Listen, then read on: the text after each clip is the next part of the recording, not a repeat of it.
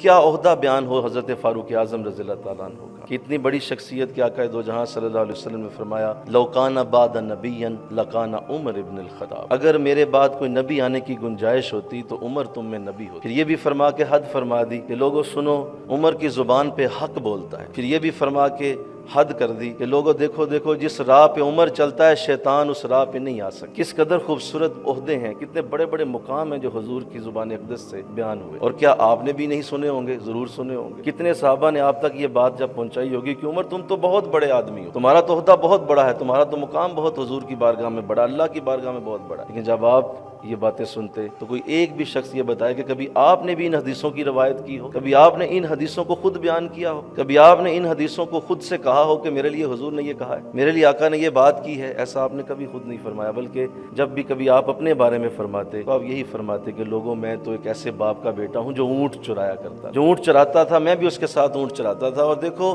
میرا باپ مجھے اونٹ چرانے کے لیے جب لے جاتا تو 10 اونٹ مجھ سے قطار میں کھڑے نہیں ہوتے تھے، اور میں جب بھی اونٹ چرانے کے لیے جاتا تو میرا باپ مجھے چھڑیوں سے مارا کرتا تھا کہ عمر تجھ سے تو 10 اونٹ سنبھالے نہیں جاتے۔